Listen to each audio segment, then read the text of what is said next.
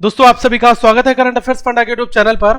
जैसा कि आपने अभी रिसेंट में देखा कि जो बैंकिंग एम्प्लॉय हैं इनके लिए एक बहुत बड़ी न्यूज़ आई है। गवर्नमेंट ने एक सर्कुलर जारी किया है और उन्होंने कहा है कि जो बैंकिंग इंडस्ट्री है वो पब्लिक यूटिलिटी सर्विस है और इसमें कुछ क्लॉजेस डिफाइन करके एक ऑर्डर भी पास किया है। तो आपको मैं बताना चाहूँगा कि इस समय जो कोरोना वायरस चल रहा है बहुत ज़्यादा, और आपको ये भी देखना चाहिए कि जैसे कि हेल्थ वर्कर्स अपनी भूमिका इससे लड़ने में निभा रहे हैं, इसी तरीके से जो बैंकिंग के एम्प्लॉय हैं इनका भी दोस्तों बहुत बड़ा योगदान है। तो थोड़ा सा मैं आपको इस न्यूज़ के बारे में बताना चाहूँगा। मेरा नाम है विकास शर्मा और आप मुझे करंट अफेयर्स फंडा पर देख रहे हैं। तो सबसे पहले एक चीज़ आपको और बता दूँ, आप जो भी बैंकिंग एग्जामिनेशन की अगर तैयारी कर रहे हैं तो चाहे वो SBI का हो, RBI का एग्जाम हो, तो आप free mock test practice mock पर जाकर दे सकते हैं। फर्स्ट मॉक टेस्ट दोस्तों आपके लिए फ्री है। तो पहले मैं आपको बता दूं कि जो न्यूज़ क्या है। आपने देखा कि न्यूज़ ऑन AIR में ये न्यूज़ आई है कि government declares banking industry as a public utility service till October 21। तो आपको ये बता दूं कि 21 अक्टूबर तक के लिए किसी भी तरीके से जो बैंक एम्प्लॉय है वो दोस्तों अपनी हड़ताल नहीं कर सकते किसी भी रीजन से। ये चीज़ें एक ऑर्डर पास करके जो है गवर्नमेंट ने बताई हैं, एक एक्ट होता है उसकी भी चर्चा हम यहाँ पर करेंगे। तो पहले मैं आपको बता दूं कि जो केंद्र सरकार है इसने बैंकिंग सेवाओं को 21 अक्टूबर तक के लिए सार्वजनिक उपयोगिता सेवा घोषित कर दिया है। दैट मीन्स की पब्लिक यूटिलिटी सर्विस, और इसके तहत किसी भी तरीके की कोई हड़ताल नहीं हो सकती। एक एक्ट है जिसको हम बोलते हैं इंडस्ट्रियल डिस्प्यूट एक्ट 1947। तो इसी का हवाला देते हुए इसमें जो प्रोविजंस हैं इनको ही मानते हुए सरकार ने एक ऐसा जो है ऑर्डर पास किया जिसमें डिक्लेयर कर दिया है कि जो बैंकिंग इंडस्ट्री होगी ये पब्लिक यूटिलिटी सर्विस होगी अगले 6 महीनों के लिए। अब इसमें होगा क्या, इसका मेन पर्पस क्या होगा, इसके बारे में भी मैं आपको बताऊंगा।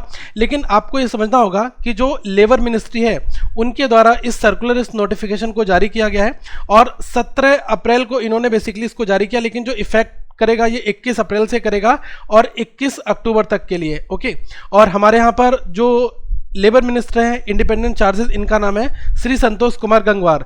ये मेंबर ऑफ पार्लियामेंट है बरेली उत्तर प्रदेश से। तो पहले मैं आपको बता दूं कि इसका मेन पर्पस क्या है। ये बेसिकली एक ऐसा मूव होगा जिसके अंतर्गत किसी भी तरीके की कोई स्ट्राइक नहीं कर पाएंगे जो बैंकिंग एम्प्लॉय और ऑफिसर होंगे, ठीक है। तो इसका मेन पर्पस क्या है कि जो भी कस्टमर हैं और जो भी बैंक के उपभोक्ता हैं किसी भी तरीके से इनको कोई परेशानी ना हो और इनके पूरी तरीके से प्रोटेक्शन की जो बातें हैं वो दोस्तों इस लॉ में, इस क्लॉज में डिफाइन की गई हैं। The main purpose behind declaring the banking industry as a public utility amid this to ensure protection to the customers and to serve them in a better way. मतलब ये कहा जाए कि जो ये किसी भी तरीके से जो कोरोना वायरस पेंडेमिक है तो इस दौरान कोई उनको परेशानी ना हो और उनकी जिम्मेदारी जो है वो बैंकिंग को अच्छी तरीके से निभानी पड़ेगी।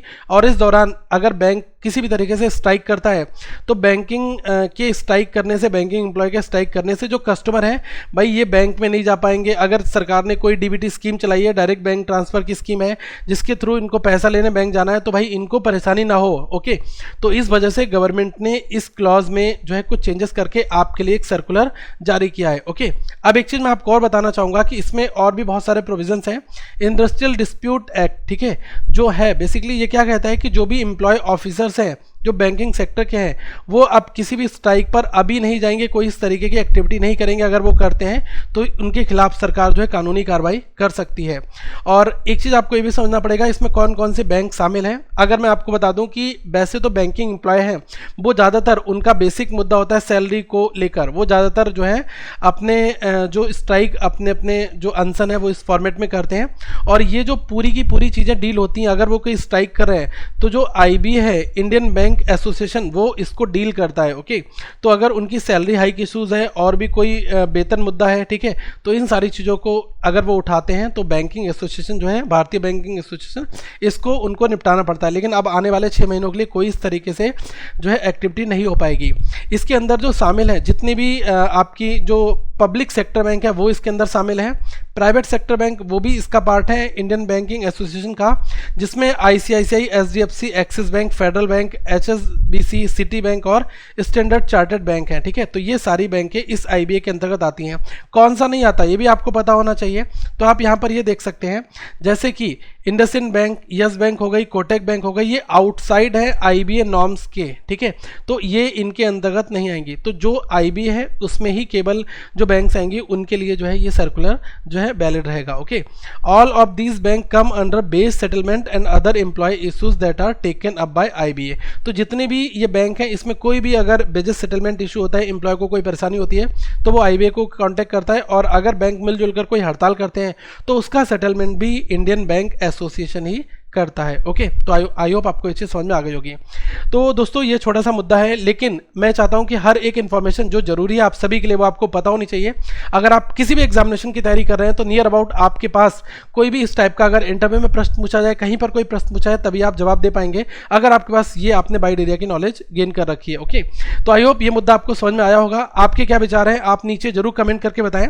देखो कभी भी कोई भी जॉब बहुत ज़्यादा आसान नहीं होती। आपको लगता होगा कि बैंकिंग जॉब आसान है, लेकिन मैं आपको बता दूं कि बैंकिंग जॉब्स में भी बहुत सारे फंडे होते हैं, अलग अलग क्लॉजेज हैं, तो हर एक जॉब में मेहनत प्रॉपर होती है। तो आप तैयारी करते जाओ, सिलेक्शन जरूर होगा, और निराश बिल्कुल मत होना।